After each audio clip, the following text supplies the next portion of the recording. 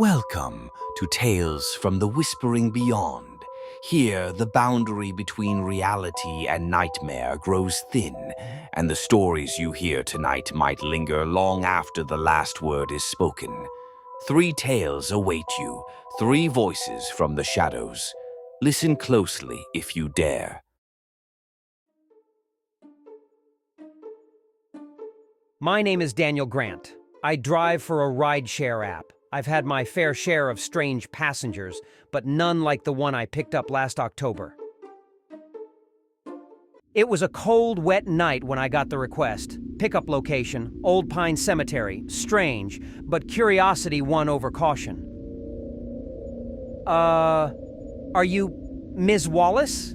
Yes, thank you for coming. She was pale, drenched, despite the umbrella she clutched. She slid into the back seat, the air turning ice cold. So where to? Home, please. He followed me. Who followed you? The man in the shadows. In the rearview mirror, a figure stood under a street lamp, a tall man with no face. I punched the gas and didn't look back, until I realized I was doing 75. Don't stop. If you stop, he'll catch us. We reached the house. She thanked me and hurried inside. I waited until I saw the shadow vanish. When I returned the next day to check, the neighbor said no one had lived there in 30 years. A few weeks later, I was by the area at night, and there he was. The shadow was still standing under the street lamp, and it waved.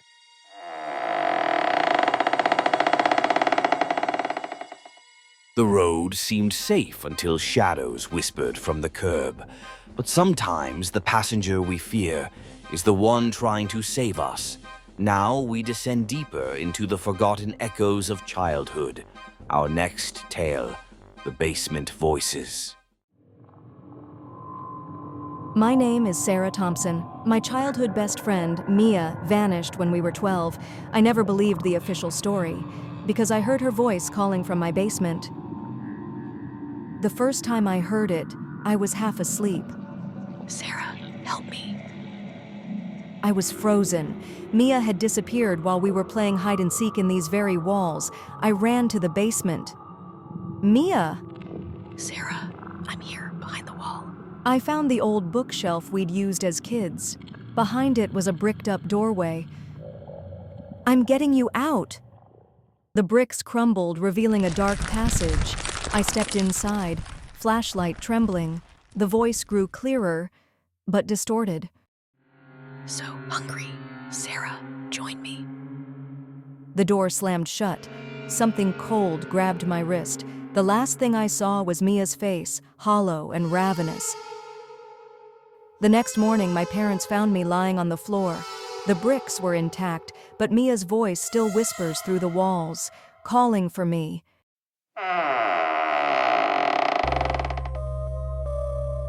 The past sometimes finds its way home, even when we beg it not to. And as Sarah learned, curiosity can open doors best left locked. Speaking of mirrors, our final tale peers into a reflection that doesn't just watch, it waits. Prepare for the mirror in room 6. My name is Peter Evans. My family runs a well-established inn built in 1896. Room 6 is always kept locked. Here's why. I was 15 when I dared open it. The mirror inside was massive, gilded with strange symbols. As I walked in, the mirror began emitting a humming frequency as I moved closer to my reflection.